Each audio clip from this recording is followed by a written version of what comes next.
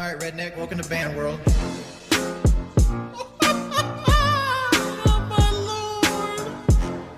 Big up Liquid Richard. Permaban has been seriously. If you continue to say Richard, whether you're a sub or not, I'm just going to get ready for you for 24 hours. I'm banning anybody trying to give me advice. All right, ban everybody. Hello. I changed my phone number about 2.5 years ago. And 2.5 years ago, I got this phone number that was from a woman that signed up for everything under the sun. And I've slowly dwindled it down to the point that, I'm not getting spam callers every day of the week and stuff like that. But one slipped through, right? And today, I got a Trump one. So I get to see exactly what the Trump campaign is doing. Granted, I don't confuse me as like some left-wing kook. That's not who I am. Like, I'm at the point where like I'm almost done with politics. Like left-wing, right-wing, it doesn't fucking matter to me. They're both piles of junk. But let's see the selling point of what he's going to do to make America great, because the very first headline is "Take Our Country Back." And I know you can't really see this. It's like, "Take our country back. Vote early for President Trump. Early voting available February 12th through the 17th. So let's read this. If you're ready to make America great again, there's no need to wait. Early voting is now open. Biden and the radical Democrats have run our country into the ground, but President Trump will bring America back better than ever. President Trump will secure the borders, restore our economy, stand up to China, and make America safe. I don't feel unsafe, right? Like I don't feel like there's going to be like another country rolling down the streets of Dongola with assault rifles and tanks, right? Are there people out here that feel unsafe?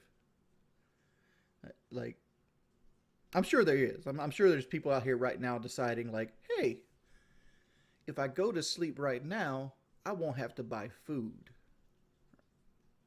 But like, that's a compound problem, right? Inflation is not something that happens in a 4-year term. China's not going to, Sterling. What kind of dumbass take is that? Let me tell you something about China. China needs the United States as much as the United States needs China, right? Like, conservatism isn't about money. It's about conserving the way of life that people are used to, right? It's like conserving like a moral high ground, or like having something for our kids and things of that nature. And doing so, you be conservative with the money, you be conservative with the takes, conservative with change, things like that.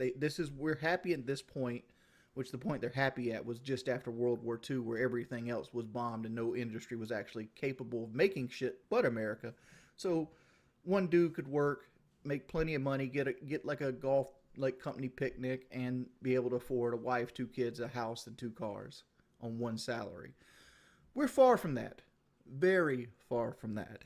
But China and America need each other, right? We need the China factory fields just as much as China needs to sell us shit from the China factory fields, right? Because if China lost America as a customer, China loses probably 50% of its GDP. I mean, like, granted, and I'm not trying to be political with this shit, but like, what about like these left-wing guys that always have like some type of like sexual fetish? Like, isn't, like, speaking of Destiny, didn't Destiny like streaming while like his wife is getting railed in the background or some shit? Like, this is just me as a consumer. This is what I am aware of happening, right? It's like, is that not a thing that's happening? I mean, I got my morals from like my parents. Well, that's not even true. Like, I got my morals mainly from like a mixture between my parents, my grandparents, and the men I used to work with. If you're in a situation where you're unsure what to fucking like follow in life, my only advice to you is, when you feel like something you're reading is right and you want to go for it, make sure you get a second reference of it, right? Like there's so many times in my life growing up that I would listen to something and I'd be like, this is the real shit right here. And then like later on discover like all kinds of flaws into that real. I didn't get real critical thinking skills probably till about age 24, 25. And like I said, like I and I people hate when I say this, but like age from like 18 to like 30 is like adult trial run. Like you're playing like the demo of what an adult is, and you're playing it on the hardest difficulty. And like you don't really get a chance to turn into a man till about 28 to 30. Yeah, everybody says it's a bad take and like what? Because everybody looks at themselves as like I'm a well functioning standard adult, and different people are in different parts of development in life. Some people have it harder than others. Like there's dudes out there that's been on their own since they're like 14 or some shit like that because their parents beat on them and kicked them out. Those people are exempt from this conversation. But like for a normal trajectory societal range, you don't know what the fuck you're doing until you're about 30. Like I can tell you exactly my childlike qualities. I still like video games to an extent, right? Like I don't really play video games to be like, I'm having a good time. I don't play them for power fantasy. I don't play them to get like any kind of like euphoria from like getting a little shots of adrenaline in my brain. I play video games as something to keep my brain active because I'm fucking fat and moving around sucks. 2, to pass time, and 3, as a way to keep my brain sharp, right? Like if you ever notice, I play video games kind of analytically, and I do this because it keeps my brain firing on all cylinders. And I don't look at things like granted, is there times I legitimately have fun? Yes. Like generally when I'm legitimately having fun, it's usually like a Bethesda Elder Scrolls Fallout type game, like um or like a Dark Souls type game where I'll just, you sit down, you start playing, next thing you know it's 5 a.m. and the sun's coming up, right? Those things happen, but like most of the time I'm either trying to go for a trophy or trying to like write a guide or do something, and I'm like, this enemy's here, that enemy's there, what's the best way to get to this point? It's all like a big puzzle. That makes sense. But I play video games. I sleep when I want to sleep, and this one's a big one because this is the one that keeps me holding on to YouTube as a career, right? When I was a younger man, or even like in school, right? When we went to school, I fucking hated, absolutely detested getting up and having to be up at a certain time. Like, I remember laying down, getting ready to go to school, and like being like, if I fall asleep right now, I'll have 6 hours I can sleep before I gotta go to school. And that kind of just transferred right over to work.